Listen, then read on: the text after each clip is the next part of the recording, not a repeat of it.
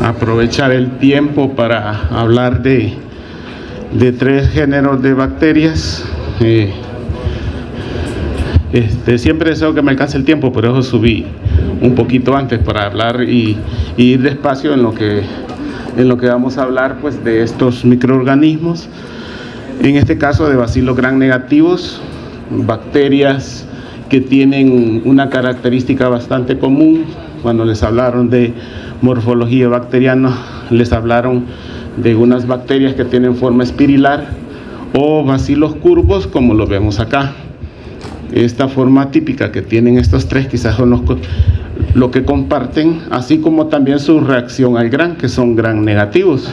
Entonces vamos a hablar del género Helicobacter, muy importante pues en la producción de gastritis, y ya lo han escuchado ustedes, de Campylobacter como agentes causantes de diarrea o gastroenteritis, y en caso de Vibrio pues igualmente como causante de la enfermedad que ustedes han escuchado, que es el cólera, ¿verdad?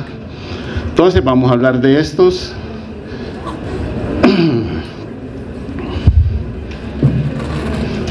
Esos son los objetivos, creo que los tienen en su manual. Entonces vamos a hablar de las características morfológicas fisiológicas, la clasificación del género Vibrio, las características antigénicas y fisiológicas, ¿verdad?, en la que se basa esa clasificación, y pues los principales factores de patogenia de cada uno, ¿verdad?,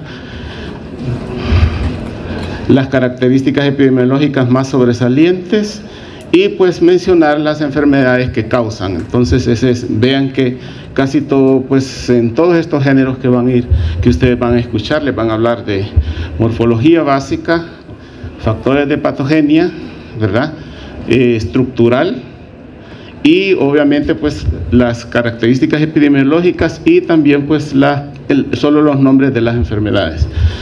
Como les decía al principio, estos 3 géneros de bacterias, lo común que tienen es que son bacilos gram negativos, tal como los vemos allá, que toman esa coloración rosada cuando se hace la tinción, ¿verdad? Y están distribuidos, algunos de ellos en la naturaleza, en animales, que son en algunos casos los reservorios, y en algunos casos, y el humano, ¿verdad?, que en algunos de esos géneros pues funciona como el principal reservorio, ¿verdad?, de ese microorganismo.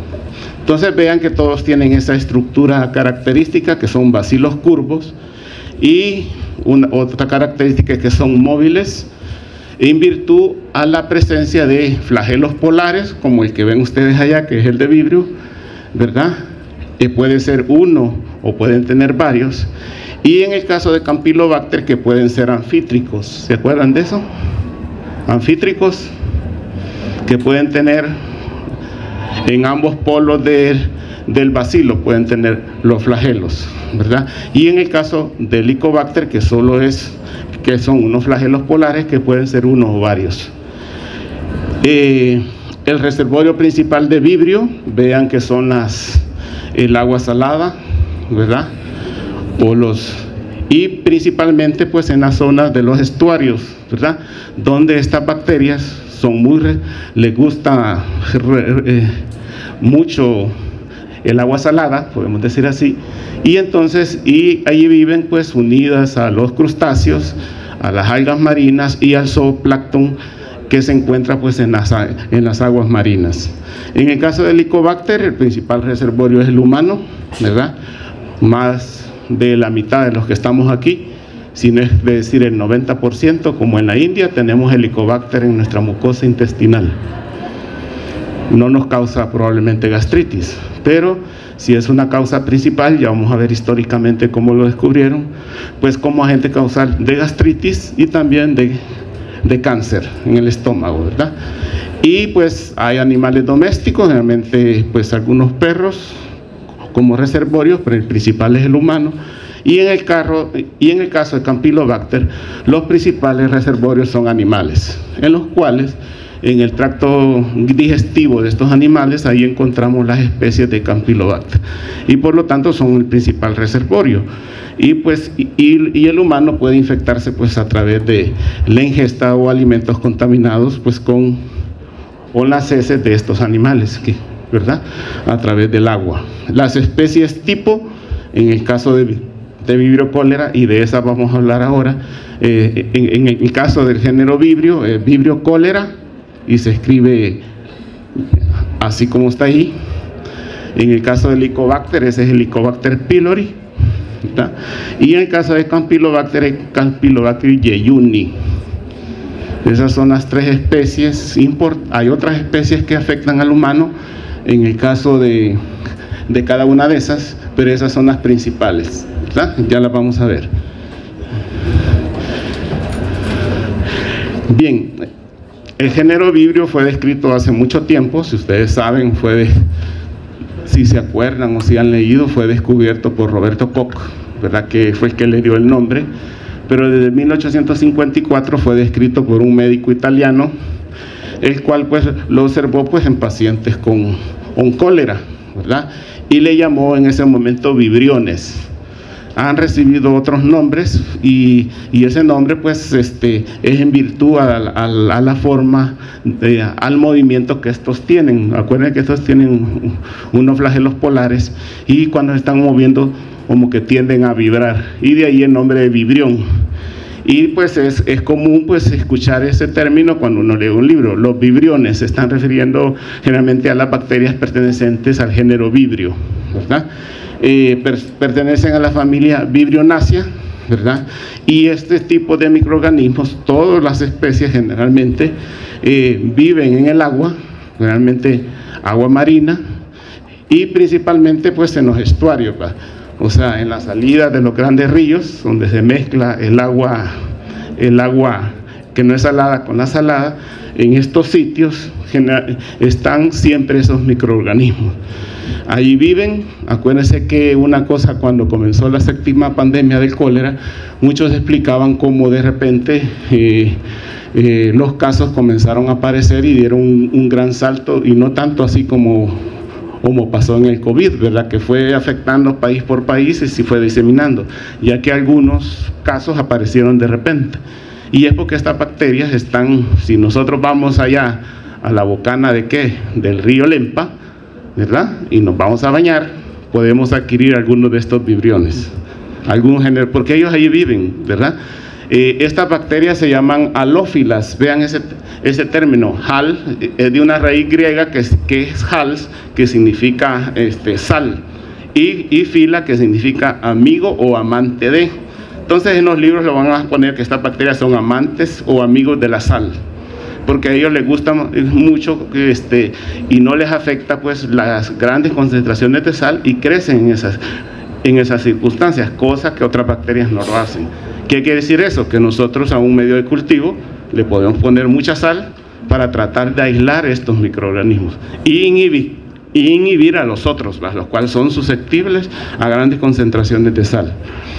Y de ahí pues que se les nombre a estas bacterias como halófilas, ya que crecen pues en presencia de grandes concentraciones de sal.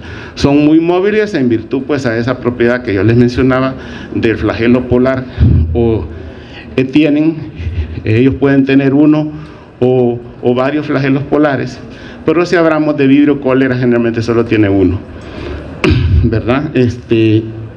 Ellos crecen en temperaturas muy variables, depende de la especie, entre 14 y 40 grados centígrados, ¿verdad? Obviamente en términos de microbiología, pues Vibrio cólera crece mejor a 35 más o menos un grado, que es la temperatura que ustedes han utilizado pues en la incubadora. Son anaerobios facultativos, o sea que pueden crecer en presencia o ausencia de oxígeno. Y a diferencia de los otros dos, estos grupos vibriones, sí, o las bacterias del género Vibrio, sí fermentan los azúcares, ¿verdad? En el caso de Vibrio cólera, pues es típico que fermente la sucrosa o sacarosa y la manosa, ¿verdad? Eso lo hace diferente de otros vibrios.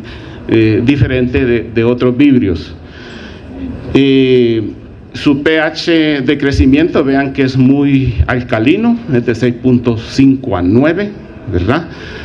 Y eso pues hace que muchos de los medios de cultivo que se utilizan para aislar a estos microorganismos tengan un pH alcalino.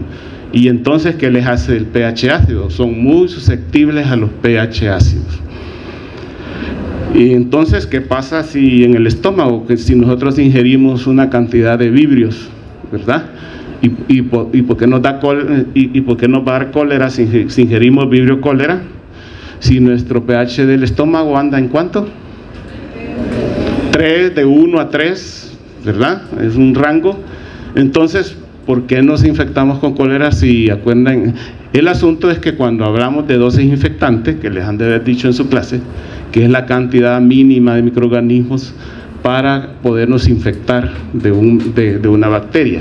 En algunos es muy baja, de 10 a la 1, 10 a la 4, pero en estas es muy alta, es de 10 a la 10 microorganismos que tenemos que ingerir para podernos infectarnos. O sea, es una buena cantidad de heces, si es que viene de ahí, si viene de un paciente que está infectado con cólera, o una buena cantidad de bacterias que está presente en el agua o los alimentos contaminados que ingerimos.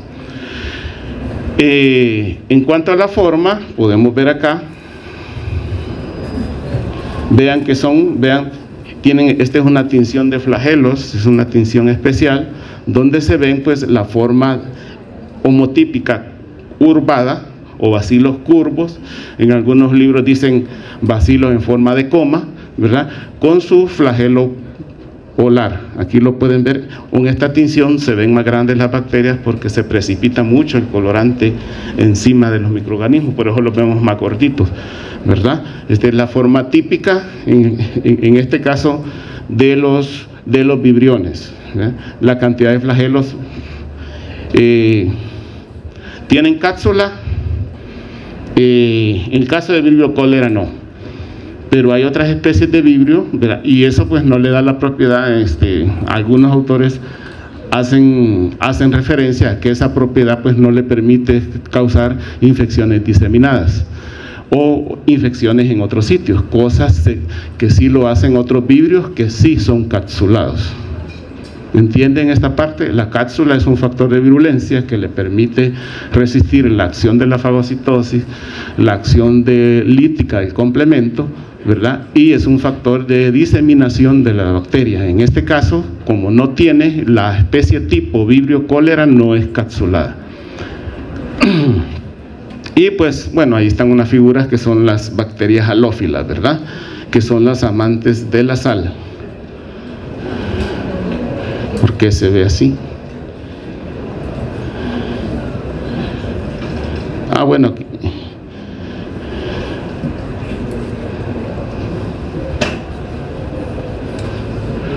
No se ve esta parte, perdón. Se ha desconfigurado, no sé por qué. El vibrio cólera tiene... Voy a salir de aquí para mostrarles esta diapo, no sé por qué me la está tirando así.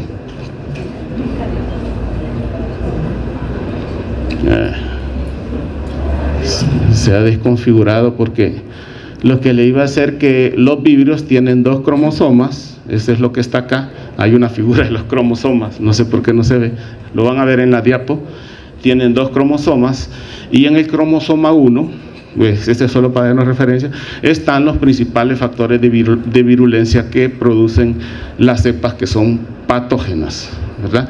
Hay varias especies de vibrio, ya las vamos a ver, pero en el cromosoma 1 es donde están los genes que están involucrados en las diferentes estructuras que produce la célula, en diferentes toxinas que produce y que son la causa de la enfermedad. Y el cromosoma 2 son más que todo pues estructurales. Ahí está para que vean el tamaño, no sé qué pasa. Sí, se ha desconfigurado. Bien, igual como otras bacterias, estructuralmente tiene también el lipopolisacárido, si ustedes se acuerdan, es una estructura que habrá pasado. Aquí debería estar la estructura del lipopolisacárido, no sé, ¿se acuerdan ustedes? Tiene 3 partes el lipopolisacárido. ¿Cuáles son? O también llamada endotoxina. Es una que está, el lipopolisacárido está en la, ¿a dónde está?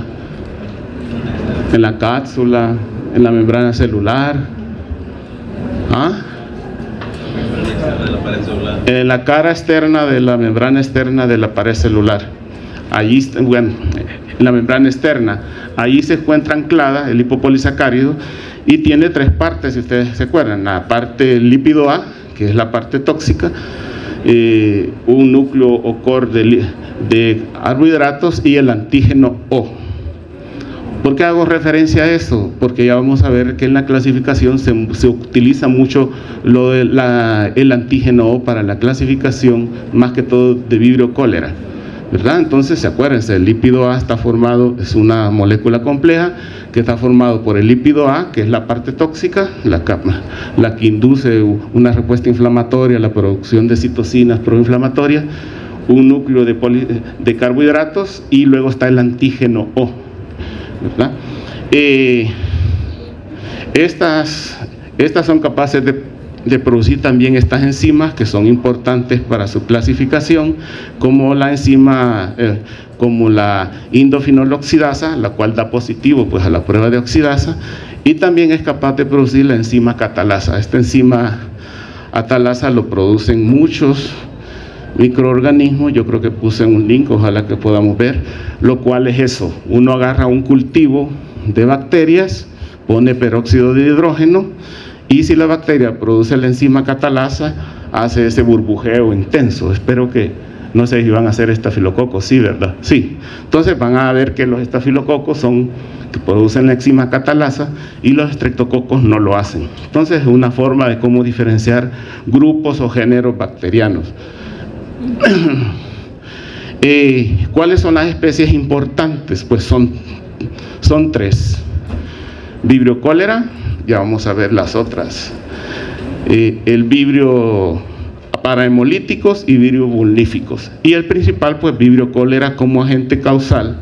Aquí está la enfermedad que produce el cólera, pues que puede presentarse de forma epidémica o pandémico. Acuérdense que ahorita estamos en la 7ª pandemia del cólera, ¿verdad? Y el Vibrio parahemolíticos, que está relacionado más a casos de gastroenteritis, generalmente por ingestión de ostras o eso que vamos a comer mucho cuando vamos a la playa, ¿verdad? Ostras, las conchas, ¿verdad? Que son las principales donde podemos adquirir el Vibrio parahemolíticos. Y también pues el Vibrio vulnífico, que también se encuentra pues en esos ambientes que hablamos, que da pues infecciones en las heridas. Obviamente si tienen una lesión en la piel y se van a bañar al mar y en esa zona el Vibrio vulníficos les puede infectar la herida, pues y causar pues infecciones de esa herida, además de cuadros de septicemia. Estos, obviamente el vulnífico, son cepas capsuladas, ¿verdad? Entonces son tres especies: Vibrio cólera, Vibrio parahemolíticos y Vibrio vulníficos. Ahora, de Vibrio cólera hay muchos como cepas diferentes, ya vamos a hablar eso, en virtud al antígeno O, ya lo vamos a ver, y con base a eso entonces nosotros tenemos el Vibrio cólera O1, no 01, no que O porque es del antígeno O, O1 y Vibrio cólera O139, que son las únicas que son capaces de producir la toxina colérica y por lo tanto el cólera. Y luego las que no son O1 ni son O139 se le llama Vibrio cólera no 1, no 139. O sea que ahí va la O2, O3, O4, O5, O6, O7. Ya vamos a ver esos, cómo se clasifican esos 0 grupos de Vibrio cólera. Creo que es la siguiente. Entonces hay 3 especies y aquí están las enfermedades a las cuales están asociadas.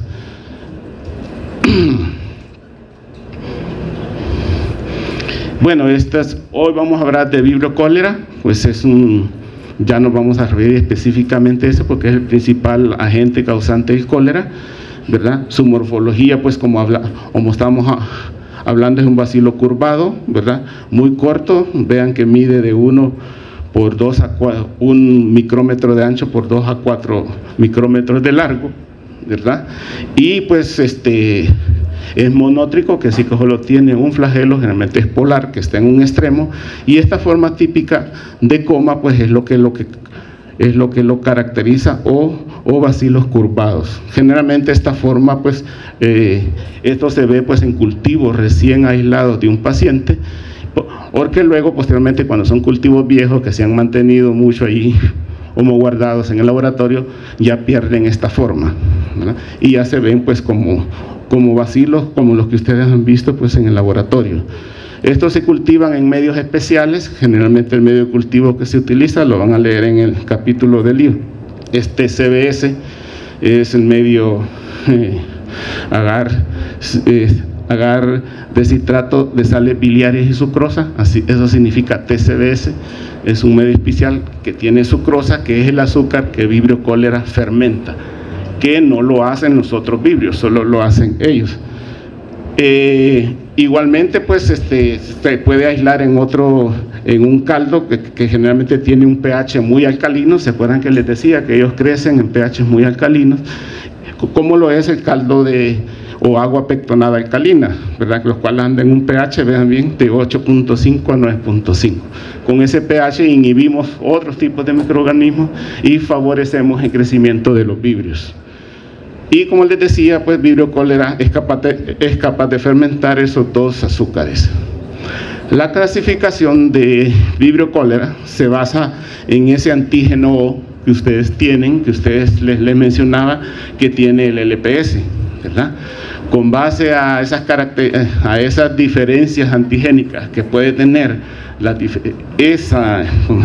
ese antígeno o polisacárido O, existen más de 200 serogrupos. Y se les dice serogrupo porque obviamente cada grupo de esos estimula la producción de anticuerpos que luego van a ir a identificar a su antígeno específico. Entonces, con base al antígeno O, en el caso de Vibrio cholera, existen más de 200 serogrupos de Vibrio cholera.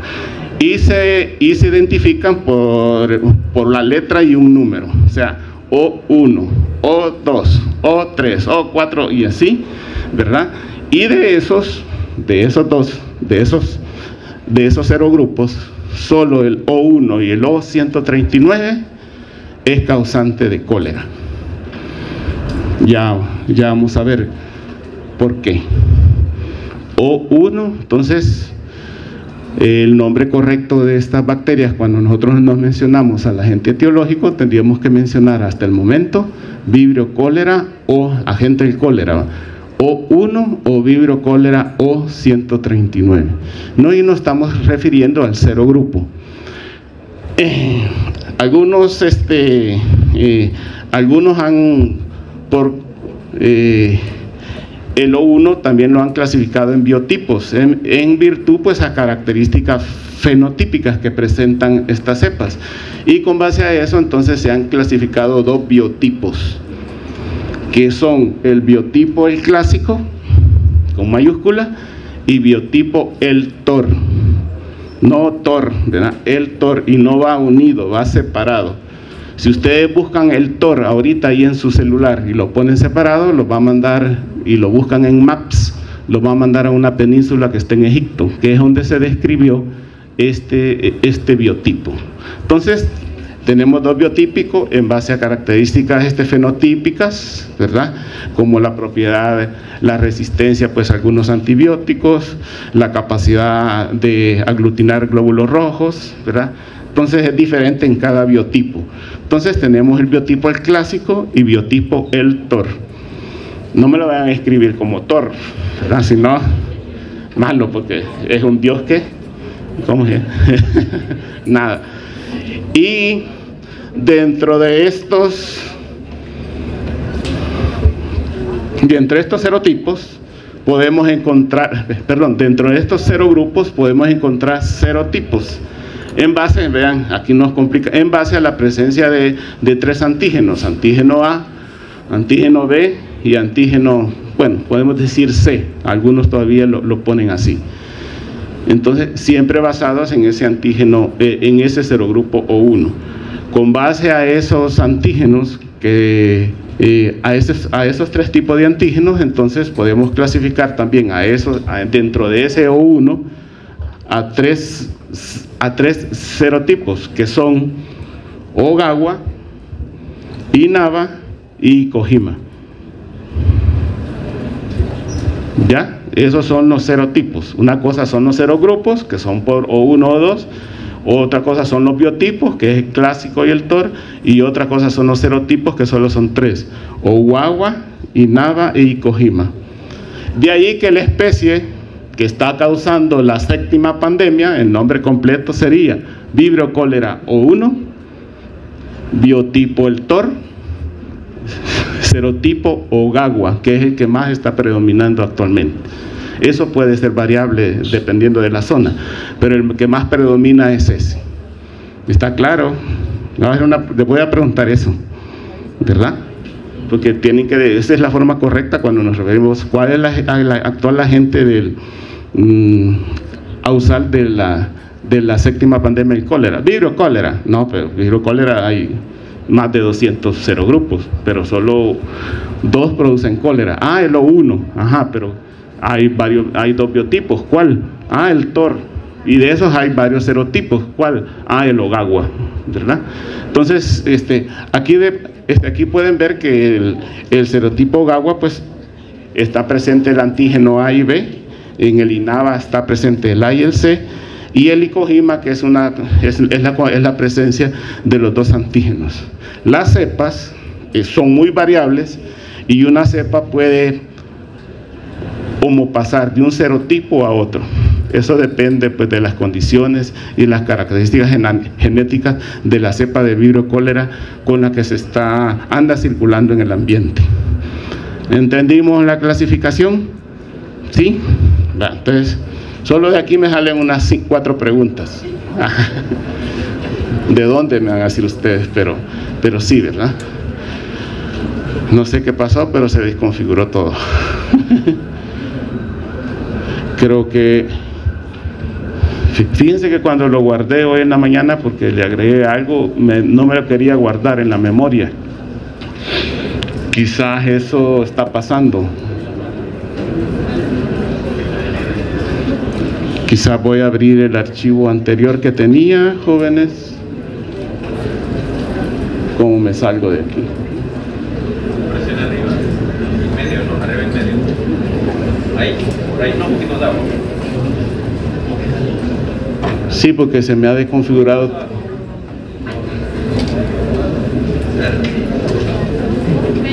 No quiere.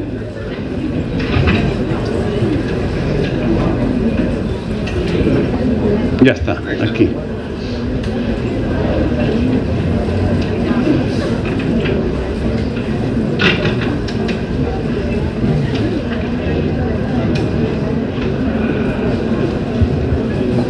Este es el último, así que espero que este no tenga ese problema.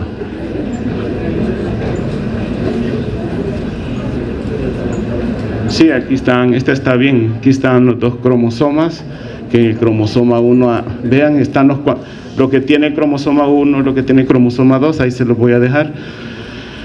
Y aquí está, pues, ¿se acuerdan? El LPS, el lípido A, el núcleo de disacáridos, y en este caso el antígeno, ¿verdad?, que tiene unidades repetitivas. Esta es una prueba de oxidasa. Así se hace: uno toma una colonia de bacterias, le coloca un reactivo especial para hacer esta prueba, y si la colonia cambia a un color morado, quiere decir que esa bacteria produce la enzima oxidasa. En este caso, Vibrio es oxidasa positivo y también es catalasa positivo. Aquí están las colonias de Vibrio cólera, miren, en TCBS, ¿verdad? Lo que habíamos visto es un medio de color verde, y solo Vibrio cólera produce estas colonias amarillas, que significa que ha fermentado la sucrosa. Las otras especies de Vibrio que afectan al humano producen colonias verdes. Entonces son medios muy selectivos y que nos ayudan mucho al aislamiento de las bacterias. Es la provincia, creo que es provincia del TOR, es una península, ¿verdad?, donde se describió, pues, este biotipo. Aquí podemos ver que tiene muchos factores de virulencia que son comunes. Esa lista que está ahí, ¿verdad? Hay que tener presente que Vibrio cólera no es invasivo, ¿verdad? No invade la célula, se queda en la superficie por el lado de afuera de la célula, allí unido, y solo va a comenzar a secretar todas estas sustancias que tienen acá, ¿verdad? Como son las mucinasas, la endotoxina que está presente en el LPS, que va a producir pues inflamación. Es capaz de producir una enterotoxina colérica accesoria, una toxina de la zona oclusiva, que es una toxina que altera las uniones intercelulares de las células epiteliales y les permite que sean más permeables. Y luego está la neuraminidasa, que es una enzima que va a atacar el ácido ciálico de las células epiteliales y favorece la expresión. ¿Se acuerdan de los receptores del gangliósido GM1? Creo que lo han de haber visto en bioquímica o en fisiología. ¿Sí? Gangliósido GM1, sí. Tuvieron que haber visto en bioquímica. Bien, esta enzima hace que se expresen más moléculas de este tipo. ¿Y por qué? Porque el GM1 es un receptor del principal factor de virulencia de Vibrio cólera. Y además tiene proteínas quimiotácticas que, además de tener esta función de atraer neutrófilos al sitio, ellos tienen funciones de adhesión, ¿verdad? Tanto las mucinasas como la endotoxina, como la toxina de la zona oclusiva, como la neuraminidasa, como proteínas quimiotácticas, son producidos por las otras especies de Clostridium que producen gastroenteritis. ¿Ya? Y por eso los cuadros que producen esos virus están limitados solo a producir diarrea y no tanto cólera, que es diferente. ¿Verdad? Bueno, ¿y cuál es la diferencia? Bueno, es diferente que yo tenga una gastroenteritis, una diarrea que vaya unas 4 o 5 veces al baño, ¿verdad? A que tenga cólera, a que me esté saliendo 1 litro de agua cada hora. Ya se imaginan lo que le va a pasar a ese paciente. Si no se da tratamiento, puede llegar a perder 20 a 25 litros de agua diarios, ¿verdad? Entonces hay que darle antibiótico mientras la bacteria esté pegada a la célula epitelial, le va a comenzar a producir todos esos síntomas que vamos a ver. Entonces, ¿en qué se basa entonces la propiedad que tiene Vibrio cólera de producir el agente principal, que es la toxina del cólera, o también llamada CT o toxina colérica, que es el principal factor de virulencia? Y solo lo producen Vibrio cólera O1 y O139. ¿Y por qué lo producen? Porque estas bacterias, pues esta toxina es codificada por un bacteriófago lisogénico. Creo que les han de haber explicado eso cuando les hablaron de genética. Es un bacteriófago que se incorpora al cromosoma 1 de Vibrio cólera y se llama bacteriófago CTX-Phi, no teta, sino que Phi. Es el signo, el teta es diferente, es la O con una línea horizontal, es una O con una línea vertical. Entonces es CTX-Phi, así se llama ese bacteriófago, y solo las cepas que están infectadas con este bacteriófago van a producir, pues este bacteriófago se incorpora al cromosoma 1 y una vez incorporado comienza a producir ahí van los genes que codifican para la toxina del cólera. Otro factor importante es llamado el SP o pilus corregulado por la toxina. ¿Y qué hace ese? Ese pilus es una estructura especial porque es el receptor del bacteriófago. ¿Ya? ¿Me entienden? Y eso está codificado también por el bacteriófago.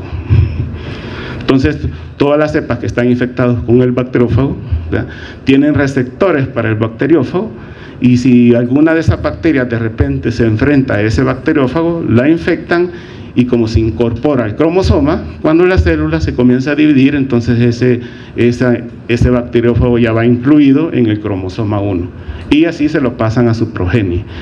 Entonces, esos son los dos principales factores de patogénesis que tiene Vibrio cólera. ¿verdad? Y que tienen las cepas que producen cólera, que es la O1 y la O139. Esta toxina del cólera, ¿verdad? Bien, esto es de la transmisible 2, donde van a ver la patogenicidad y cómo todos estos mecanismos van paso a paso activándose o formando, pues, o activándose y provocando daño en los tejidos. Entonces, lo que nos importa ahora saber es cómo funciona la toxina del cólera. Es una toxina con un peso molecular de 84.000, es bastante grande, y está formada por es una toxina tipo AB, no sé si les mencionaron eso en genética, no sé, bueno, en alguna clase los han mencionado, es un tipo de toxina tipo AB, quiere decir que está formada por dos subunidades grandes de tipo A y tipo B, en la que el tipo B es la que se une a un receptor, y el tipo A es la unidad, digamos, activa de la enzima. En este caso es una toxina que está formada por 5 subunidades B y 2 subunidades A. Entonces, cuando la bacteria está unida a la superficie de la célula y es la O1 y la O139, comienza a producir esta toxina, y esta toxina inmediatamente se va a unir a su receptor, que es el gangliósido GM1. Eso es lo que les estaba preguntando, a través de la subunidad B. Entonces, esta se une a su receptor, que es el gangliósido GM1. Esto sufre una transformación, ya que la A1 y la A2 están unidas, y hace que se separen y se libere la A1, atraviesa la membrana celular de la célula epitelial, y ahí se va a ir a ribosilar, sí, así es, la proteína GS, que acuérdense que es una proteína muy importante para la activación de la adenilato ciclasa. Ya ustedes se han de acordar esto, lo han de haber visto en bioquímica. Y hace, por ejemplo, esa subunidad A1 hace que esa enzima se active. Y mientras está presente esa subunidad A1, va a estar activa la adenilato ciclasa. ¿Qué va a hacer la adenilato ciclasa? Va a actuar sobre ATP y va a producir el AMP cíclico, ¿verdad? Que se vaya a comenzar a acumular en el interior de la célula, y esto va a generar, pues, un trastorno bastante grande entre las células, que va a permitir la salida de cloro, carbonatos, agua, sodio. Eso es la diarrea, ¿verdad? Mientras la toxina esté ahí, el paciente va a estar eliminando esas sales. Claro, entonces hay un desequilibrio electrolítico enorme. Esto pasa en el intestino delgado, el hábitat es el intestino delgado del hospedero. Entonces, si al paciente no se le da un tratamiento para que mate las bacterias y dejen de producir esta toxina, pues va a estar ahí el paciente, pues, con ese cuadro diarreico y eliminando grandes cantidades de agua y sales, ¿verdad? Entonces, por eso les decía que el principal factor de virulencia es ¿verdad? La toxina colérica. Bueno, aquí creo que este es un balde con heces, ¿verdad? Las heces son de color blancuzco, con aspecto de agua de arroz, y son líquidas. Yo me acuerdo en el 91 fue, ¿verdad, Lick? Sí, en el 91 estaba yo haciendo el año social, sí, y nos mandaron de parte de la universidad. Yo fui a San Jacinto, donde se dio el primer caso de cólera, ¿verdad? Cuando vino acá a hablarle a la gente sobre lo que era esto, ¿verdad? Y obviamente, pues, luego comenzaron a aparecer muchos casos, ¿verdad? Acuérdense que, no sé si ustedes han leído, fue un bolito de ahí de San Jacinto que se infectó con cólera. Y fue el primer caso, y de ahí comenzaron a aparecer, ¿verdad? Entonces, y cabal, ese es un balde lleno de heces, ¿verdad? Acuérdense que las camas donde tienen estos pacientes, no sé si lo han leído, son unas camas que tienen cuando están con la diarrea intensa no se van a detener, y las camas tienen un hoyo, ¿verdad? Son unas camas coléricas, tienen un hoyo, ¿verdad? No vayan a hacer ustedes, pues no son tan haraganes de no salir al baño, sino que ya están listos porque el paciente está descargando heces líquidas, o sea, bueno, prácticamente es agua con sales. Obviamente el tratamiento de rehidratación y el antibiótico, ¿verdad? Para suplir todo esto. Como les decía, entonces el principal patógeno es Vibrio cólera O1 o 139, biotipo el TOR, serotipo Ogawa, ¿verdad? Y pues es el causante de el Vibrio cólera, todos estos vibrios O1 y el O1 principalmente es causante desde 1917. Hemos tenido 7 pandemias, ¿verdad? Y la última comenzó en el 61, aquí nos llegó a nosotros ahí pues en los años 90, ¿verdad? Y la bacteria pues obviamente se ha mantenido, en ese momento no se hablaba mucho de la permanencia de estas bacterias en estos ambientes que son los estuarios, donde luego se estableció que en realidad la bacteria siempre ha estado ahí, ¿verdad? Siempre ha estado ahí, y probablemente pues algunas de ellas compartieron algún bacteriófago en ese momento y se volvieron ya cepas causantes de enfermedad. Entonces, si nos vamos a bañar, yo no me baño en estos estuarios, en las salidas, en la Bocana, no sé, digamos, ustedes van, no me baño, precisamente porque son los sitios ideales donde estos microorganismos allí se reproducen, son las condiciones ideales, ¿verdad? Entonces aquí tenemos, por ejemplo, los tipos de ambientes en los que se encuentran, ¿verdad? Las diferentes especies. Vibrio cólera, como pueden ver, pueden estar unidos a peces, o viviendo libremente en el agua, unido pues a crustáceos, pues ahí van las conchas, los mejillones, ¿verdad? Que pueden tener vibrio, ¿verdad? Y igualmente las algas que se encuentran en el mar, ¿verdad? Donde pueden estar asociados y ser una fuente, el reservorio principal de Vibrio cólera. La dosis infectante es bastante alta, vean, de 10 a 10 son 100 millones, ¿va? Sí, o 1000 millones de bacterias. Bueno, hagan la conversión, 10 a la 10, ¿cuánto es?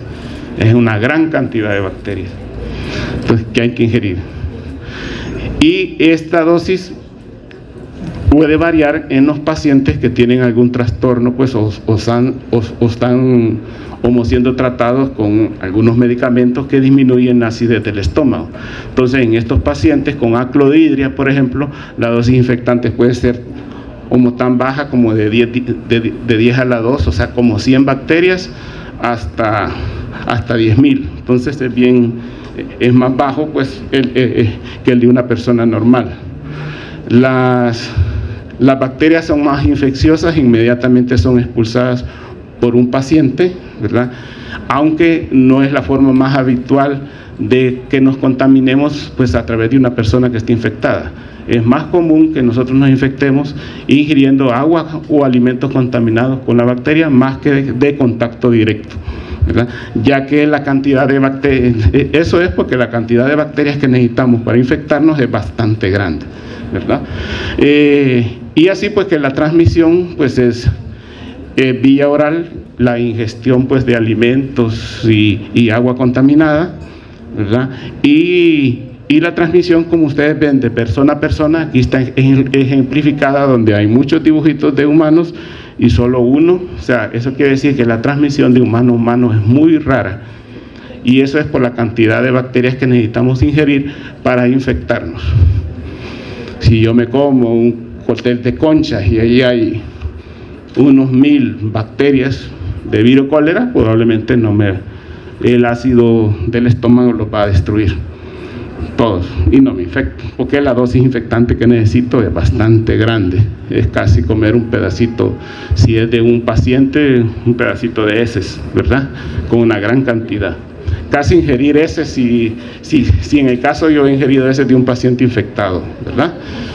Hay que pensar en eso. Un profesor decía que nosotros comemos 0.1, era bacteriólogo, ya se mencionó, 0.1 miligramo de heces diarios en El Salvador.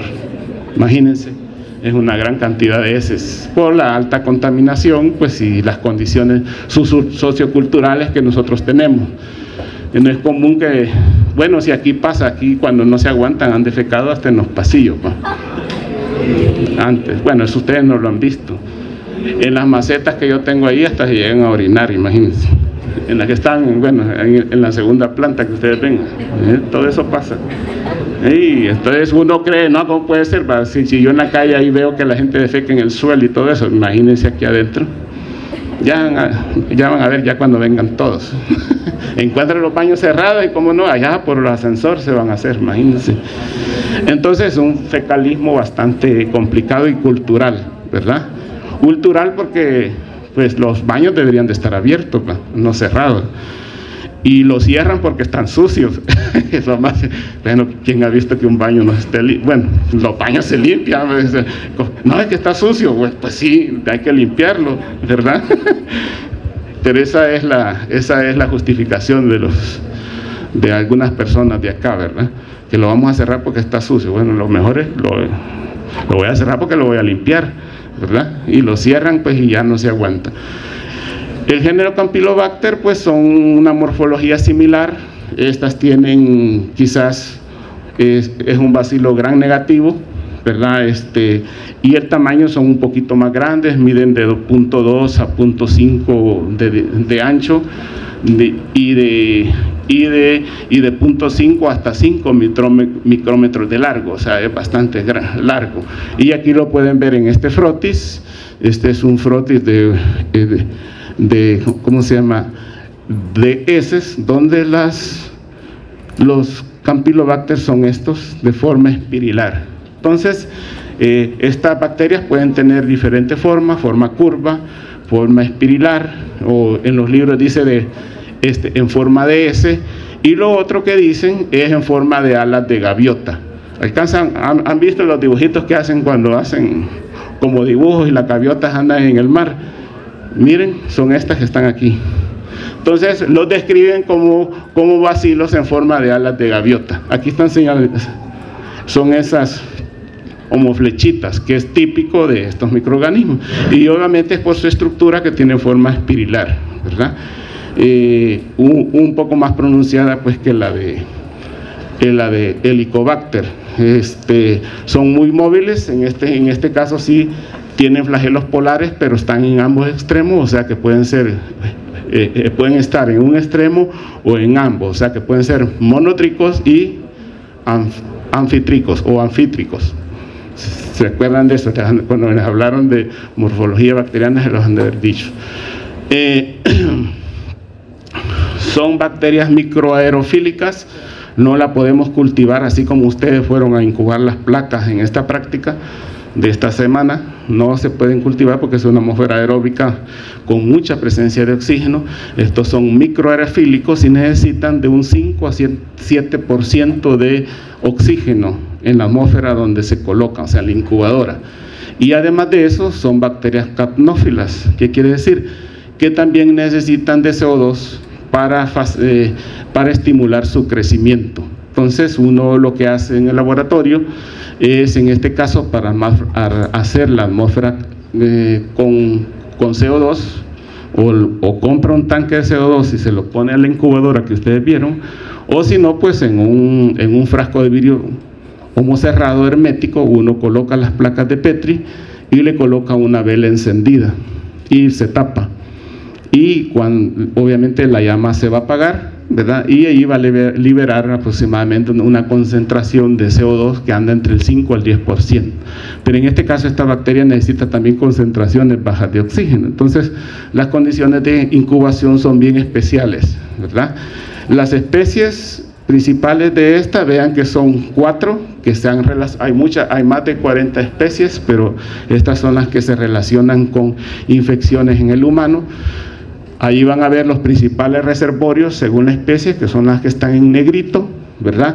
Y también las principales enfermedades o las enfermedades más frecuentes asociadas. Por ejemplo, el principal especie, la que vamos a hablar ahora, es Campylobacter jejuni, cuyo principal reservorio son las aves de granja, o sea, las gallinas, ¿verdad?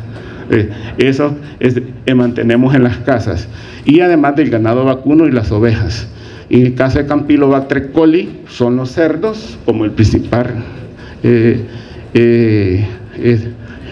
animal donde podemos encontrarlo como reservorio. El Campylobacter fetus, que es el ganado el ganado vacuno y las ovejas, y el Utsaliensis, vean que el principal reservorio es el perro. Y de ahí que también podemos adquirir estas infecciones a través de contacto directo con los animales, ¿verdad? Entonces, y pues los cuadros clínicos generalmente son gastroenteritis. Es más, se habla que en los países desarrollados, como Estados Unidos, el principal agente bacteriano causante de diarrea o gastroenteritis es Campylobacter jejuni. Y en los países en desarrollo está entre el segundo y el tercer lugar, pues aparte de otras bacterias, ¿verdad? Ahora, el asunto que tenemos, y estaba pues investigando sobre qué tanto se busca Campylobacter en nuestro medio, y generalmente no se busca. Imaginen que esta bacteria, la temperatura de crecimiento de ella ideal es de 42 grados centígrados. Cuando ustedes se hace un cultivo o procultivo para buscar un agente infeccioso, lo hacen así como ustedes van a incubar las placas, a 37 grados centígrados en aerobiasis. Pero estas bacterias son muy exigentes, necesitan otras condiciones. Entonces, probablemente pues algunos cultivos de estos vienen a salir negativos, o no se aísla pues o alguna bacteria patógena, porque las condiciones de incubación necesarias para buscarlas no se las damos. Entonces, no siempre se busca, ¿verdad? Si en Estados Unidos es el primer lugar agente bacteriano causante de gastroenteritis, aquí deberíamos estar por algo parecido, ¿verdad? Pero cuando ustedes van a revisar, pues no aparece. ¿Y por qué? Porque no se busca, ¿verdad? No se hace la identificación como debe ser. Entonces, Campylobacter jejuni, como coli y Utsaliensis están relacionados más con gastroenteritis, y el feto está más como relacionado con cuadros de septicemia, ahí lo pueden ver ustedes. Y el jejuni y el Utsaliensis están relacionados con un síndrome que tal vez ustedes ya han mencionado, por eso está en negrito, que es el síndrome de Guillain-Barré. ¿Por qué? Porque estos dos Campylobacter tienen en su superficie antígenos de reacción cruzada, ¿verdad? Que comparten con nosotros con antígenos que están en el sistema nervioso, en el tejido nervioso. Entonces, si tenemos antígenos de reacción cruzada, nos infectamos con Campylobacter, se producen anticuerpos que contra ese antígeno de reacción cruzada, pero ¿qué va a hacer ese antígeno? Atacar a la bacteria y ir a atacar también el sistema nervioso. Y produce pues ese síndrome, ustedes lo van a ver más en medicina, que es el síndrome de Guillain-Barré. Es un síndrome que requiere mucho tiempo para su tratamiento, ¿verdad? Y pues creo que lo van a conocer más, es de los pocos microorganismos relacionados con una enfermedad autoinmune, ¿verdad? Porque esta es una enfermedad autoinmune.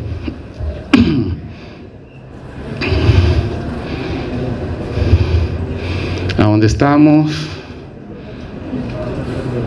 Creo que me fui para adelante. Aquí les decía de las especies, ¿verdad? El cultivo, vean que si bien crece a 37 grados, el caso del Campylobacter jejuni, la temperatura ideal de crecimiento es a 42 grados centígrados, ¿verdad? Y existen muchos medios de cultivo, o muchos medios selectivos como que es el Chroma-Agar. Esta bacteria requiere de nutrientes especiales como sangre, como vitaminas, suero para crecer. Entonces, y todo eso se le agrega al medio cultivo. Aquí pueden ver las colonias de un medio cultivo, que obviamente se le agrega un indicador de pH para que vea estas colonias de color rojo, ¿verdad? Muy bonitas, y es especial cuando crecen así, es Campylobacter, ¿verdad? Entonces, esto obviamente es caro, ¿verdad? Comprar el medio. ¿Qué horas son? Ahí me dicen qué horas son. ¿Ah? Bueno, vamos bien. Entonces, vean que es de crecimiento lento, podemos decir, crece de 2 a 7 días, no crece en 24 horas como las bacterias, la mayoría de bacterias patógenas, y pues produce la enzima oxidasa como la enzima catalasa. No fermenta los carbohidratos, a diferencia de Vibrio, que sí lo hace. Entonces ellos utilizan mucho como fuente de energía la utilización de aminoácidos, y esto es común con el género Helicobacter. Tiene estas cepas, sí son capsuladas, ¿verdad? Tienen polisacáridos en su superficie, que eso le da mucha resistencia a la acción de la fagocitosis y a la acción del complemento, y también pues por eso está relacionado más con algunos cuadros de septicemia que producen. Y igual, y tiene los dos tipos de, cuando les hablaron de estructura bacteriana les han de haber hablado del lipopolisacárido, y que también algunos géneros de bacterias en lugar del lipo-LPS tienen el lipo-oligosacárido, que la diferencia es que el lipo-oligosacárido no tiene el antígeno O. ¿No les dijeron eso? Bueno, se lo estoy diciendo. ¿Y quiénes son los que tienen esos lipo-oligosacáridos en lugar de lipopolisacáridos? El género Neisseria, que produce la gonorrea, es uno. Ese no tiene lipopolisacárido, sino que tiene lipo-oligosacáridos. Y esta bacteria bien característica, tiene de los dos, ¿verdad? Igualmente, pues los dos tipos de polisacáridos tienen su lípido A, que es la parte homotóxica de la bacteria. Acuérdense que el lípido, la endotoxina o el lípido o LPS o lipopolisacárido es un potente estimulante de una respuesta inflamatoria aguda, ¿verdad? Y es debido a ese lípido A. Y de ahí y como está pegada a la superficie de las células, también se le llama endotoxina. La Vibrio cólera, la toxina del cólera no es una endotoxina, es una exotoxina, porque la bacteria la produce y la elimina hacia el exterior. Son homodiferencias en ellas. Los factores de virulencia, aquí no nos vamos a complicar mucho, ¿verdad? ¿Por qué? Si bien yo estuve leyendo un artículo, sí, ayer, yo digo, los libros dicen, tanto Murray como cualquier libro de texto de microbiología, están en estudio, así dice. Gracias a Dios, para ustedes bien, porque no dejan aprender tanto, ¿eh? Y me puse a leer, es un review donde, pues, hacen referencia a esos, pero igualmente están probándolos, podemos decir. Han hecho todos estos, desde los flagelos, la cápsula, la enterotoxina, la citotoxina de distensión, ¿qué significa esto? Y las proteasas pues no han demostrado, ¿verdad? En sí, de que sean el agente causal de la inflamación que produce esta bacteria. Y todas han sido probados en estudios de cultivos celulares, en animales, pero no han llegado a un consenso de cuál es el principal factor de virulencia. Lo que sí se sabe es que el LPS y pues con su capacidad endotóxica, que tiene el lípido A que tienen, eso sí produce una respuesta inflamatoria en el tracto, en el intestino delgado, porque la enfermedad que causa una diarrea en el intestino delgado, y esa es la producción de esa reacción pues que tenemos ante la presencia de estas bacterias. En la citotoxina de distensión, que es esta, lo más que se ha llegado a investigar que esa citotoxina tiene la capacidad de parar el ciclo celular y no permitir que la célula epitelial eso está relacionado con la mitosis, hepaciamitosis, y produce la muerte de la célula. Al parar el ciclo celular, entonces la célula termina muriendo, que eso es lo único que han llegado a investigar y lo han probado, pues, qué ocurre en células humanas, ¿verdad? De ahí las demás son factores que están en estudio, tanto enterotoxinas como proteasas, ¿verdad? No está claro todavía eso, lo único que está, pues, es el papel de los lipopolisacáridos y el lipo-oligosacárido. Como ustedes saben, esta es una zoonosis, es una enfermedad relacionada con los animales, cuáles son los principales reservorios y lo que en algunos momentos también pueden llegar a tener cuadros parecidos de diarrea transmitidos al humano, ¿verdad? Pues de ahí que es una zoonosis. Los principales reservorios son estos que están acá, dependiendo de la especie, creo que ya lo habíamos visto, ¿verdad? La bacteria es muy sensible a los ácidos, un poquito más sensible, un poquito más resistente, que Vibrio cólera, y ya que la dosis infectante vean que es de 10 a la 4, o sea que tengo que ingerir 10 a la 4 es 10.000, ¿verdad? Sí, 10.000 bacterias para poder infectarme. Y la vía más frecuente de infección es la vía oral, o sea, ingerir generalmente alimentos contaminados, ¿verdad? O agua contaminada con Campylobacter. Generalmente, pues, estos Campylobacter van a provenir de animales o de las heces de animales que han contaminado esos alimentos. Igual aquí se ha demostrado el contacto directo. Puede haber un contacto directo, por ejemplo, en el caso de Campylobacter uxaliensis, cuyo reservorio principal es el perro. Un perro que sufre de diarrea, que puede tener un Campylobacter, pues obviamente va a tener sus Campylobacter, si lo dejan subirse a su cama, si lo dejan subirse al sillón, si lo tocan, ahí tienen las Campylobacter, los Campylobacter, y ustedes los pueden ingerir. Entonces el contacto directo es una forma de cómo nos podemos infectar con Campylobacter. No traje el reloj. ¿Qué horas son? Pues todavía está. Para esto leen ustedes el capítulo 17, les iba a dar otra bibliografía, 15, ¿verdad? Les iba a dar otra bibliografía, pero basta con que lean el capítulo 17 de Yagües, ahí está, amplía un poco más lo que he hablado, ¿verdad? Porque no nos alcanza el tiempo, y pues si lo complementan con lo que he dicho aquí en la clase. El género Helicobacter, este es muy importante por su historia. Vean que es bien reciente. Bueno, no va, porque ustedes no habían nacido todavía. Yo estaba en segundo año de bachillerato, en el 83.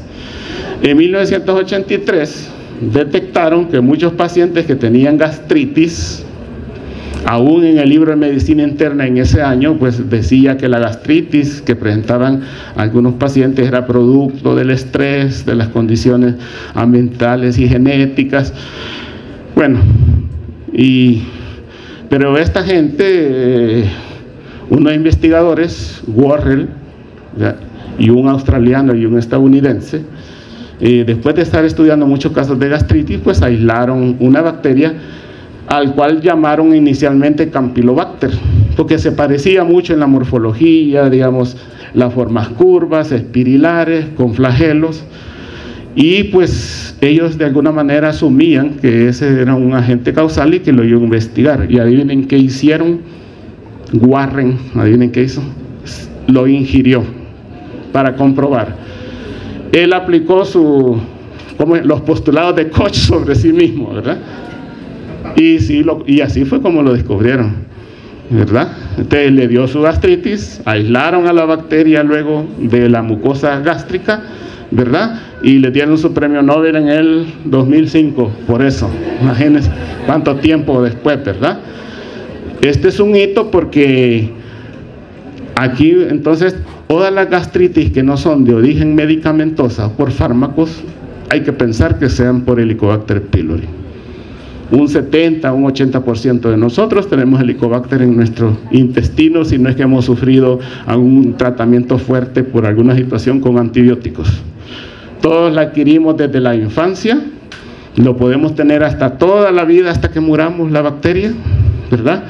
Y entonces a el desbalance de alguna manera de nuestra respuesta inmunitaria, las ventajas que tienen las bacterias en el estómago, los trastornos gastrointestinales, más que todo en el estómago, pueden inducir a que nos produzca pues la enfermedad, que en este caso una gastritis. Entonces esta bacteria, esto se los muestro, pues creo que lo van a leer en el libro, ahí hace referencia a esto sobre el experimento que hicieron ellos, y si no les voy a mandar por si quieren leer, ¿verdad? Hay un artículo muy bonito de esto donde cuentan la historia de esto y como ellos pues muchos no les creían, ¿verdad? Sobre lo que decían, y pasé, bueno, yo de por sí a mí no me lo enseñaron esto, ¿no? Estos son bacilos curvos o formas fusiformes, vean, como largas, curvos, o formas espiralares como los que vemos por aquí abiertos, es como estos, ¿verdad? Que es lo típico, y se caracterizan por tener igual son muy móviles por la presencia de flagelos polares, ¿verdad? Existen muchas especies, pero las principales son 3, y la principal es una para el humano, que es Helicobacter pylori, que como ven, el reservorio es el humano, la mayoría, casi el 90%, pues el principal reservorio es el humano, como lo pueden ver, hasta en negrita, y está relacionado con estas enfermedades: las gastritis, las úlceras y adenocarcinoma gástrico, ¿verdad? Esta es una relación muy directa que tiene esta bacteria con la presencia de estas lesiones, además de otros tipos de linfomas. El Helicobacter cinedi, que es igual el principal reservorio, si ven ustedes, generalmente es el humano, existen otros animales, y con el Fenelli, ¿verdad?, que generalmente son gastroenteritis, ¿verdad? Pero el principal, como lo pueden ver y como lo vamos a ver ahorita, es el Helicobacter pylori. ¿Por qué? Bueno, su clasificación, estas especies las dividen en 2 tipos: las gástricas,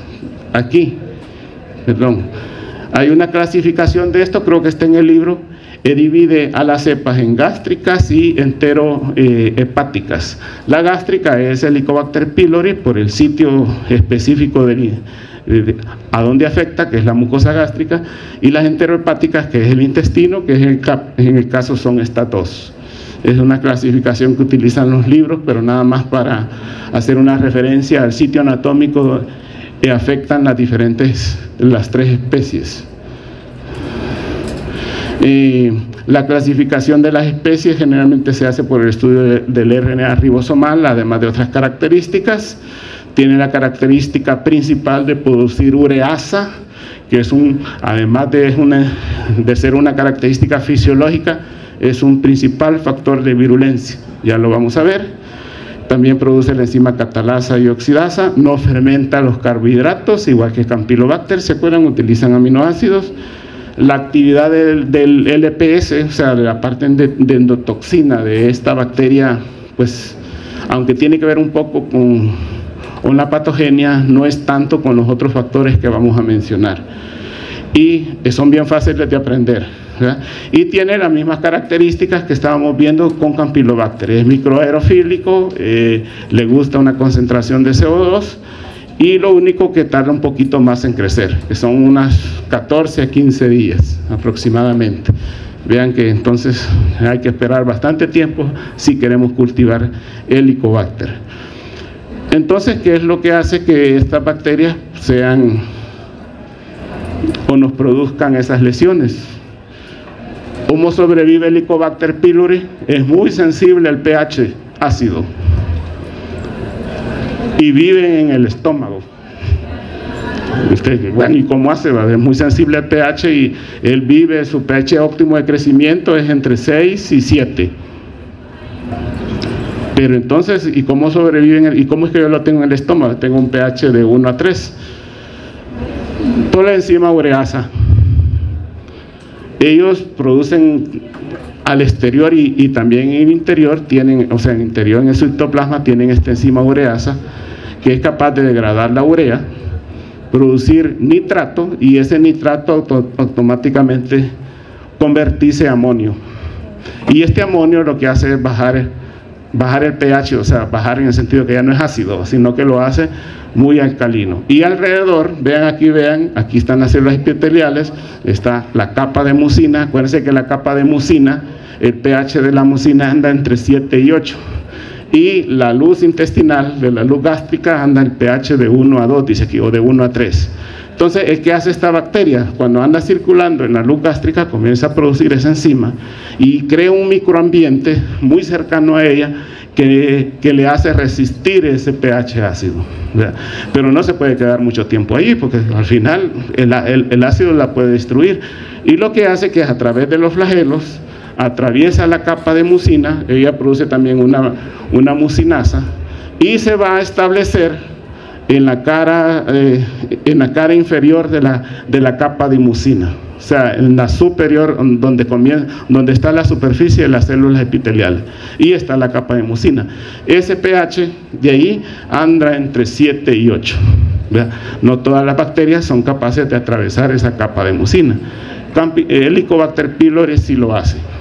Y una vez establecido ahí, pues ella se adhiere a la superficie de las células epiteliales y a través de proteínas como esta, proteína HPA, BABA y SABA, que son antígenos de unión ácido ciano,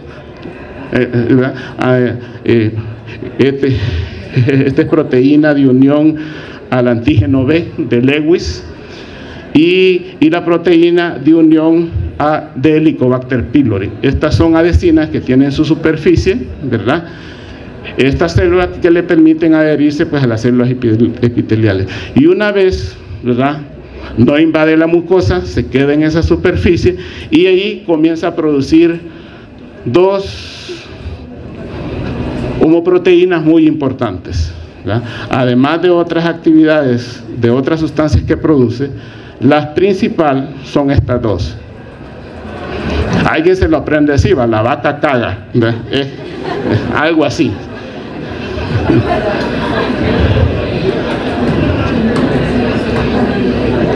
Esta es la proteína. Esta es la proteína del gen asociado a la citotoxina, eso significa. Y esta es la citotoxina vacuolizante, vaca. Así me lo van a escribir, así como está aquí, no van a escribir vaca y hasta le ponen mayúscula, no, ¿verdad? Entonces les dije la proteína A, ¿verdad?, asociado al gen de citotoxina, y la citotoxina vacuolizante. Estas dos, la principal, la que está más asociada a que genera algunas, o está más relacionado a un cáncer, es la caga. No, es esto. Acuérdense, ya la caga. No. Vean que estas tienen alteraciones, esto lo van a leer en el libro. Estas hacen alteraciones en el citoesqueleto de las células, las terminan destruyendo, además de que son algunas de ellas como potentes, estimulan la producción de interleuquina 8, que acuérdense que la interleuquina 8 lo que hace es llamar neutrófilos, y los neutrófilos van a llegar a destruir pues todos estos estas células gástricas que están acá. Yo creo que hasta aquí llegó. Lo de epidemiología está claro en el libro, lo leen allí, creo que solo eso me toca. Esta era la última. Y hubiera querido más tiempo, pero ahí después si tienen alguna pregunta de esto último, pero en el libro se los explica bien la función principal que hacen esas dos proteínas. Bien, gracias.